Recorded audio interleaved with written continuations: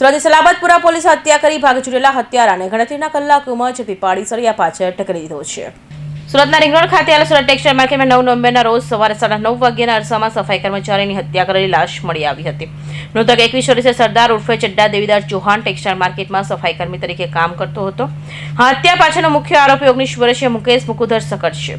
પોલીસે પ્રાથમિક તપાસમાં ખુલાસો થયો છે કે આ ઘટનાનું મૂળ એક યુવતી છે। આરોપી મુકેશના ભાઈની સગાઈ જે યુવતી સાથે થઈ હતી તેની સાથે મૃતક સરદાર ઉર્ફે ચડ્ડા વાતચીત કરતો હતો। આ બાબતે આરોપી મુકેશને ખટકતી હતી। તેને શંકા હતી કે મૃતક ચડ્ડા અને યુવતી વચ્ચે સંબંધ છે, જેને કારણે તેના ભાઈની સગાઈ તૂટી જશે।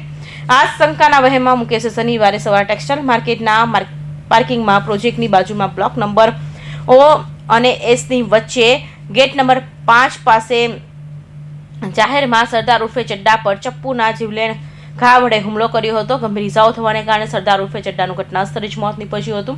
તેની જાણ સલાબતપુરા પોલીસને કરાતા સલાબતપુરા પોલીસ સ્થળે દોડી જઈ હત્યાનો ગુનો નોંધી તાત્કાલિક તપાસ શરૂ કરી હત્યારા મુકેશ મધુકર સકટને ગણતરીની કલાકોમાં સલાબતપુરા પોલીસે ઝડપી પાડ્યો હતો।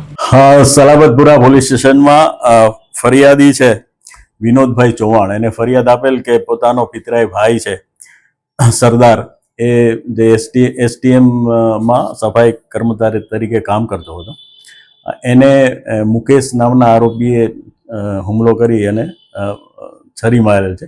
એ સંબંધે એને સ્મીમેર હોસ્પિટલમાં દાખલ કરેલ છે, જ્યાં એને મરણ જાહેર કરેલ। જે સંબંધે પોલીસે મર્ડરનો ખૂનનો ગુનો દાખલ કરી અને તપાસ હાથ ધરેલ અને આ જે આરોપી છે મુકેશ, એની ધરપકડ કરેલ છે। આ મુકેશ છે એને એવી શંકા હતી આરોપીને કે પોતાના ભાઈનો જ્યાં વ્યભિચાર કે સંબંધ કરેલો છે એ સ્ત્રી સાથે મરણ જનાર છે એની સાથે સંપર્કમાં હતો કોઈ પણ રીતે, એવી શંકા રાખી અને આ ઝઘડો થયેલો અને ઝઘડાના પરિણામ સ્વરૂપ આ ખૂનનો બનાવ બનવા પામેલ છે।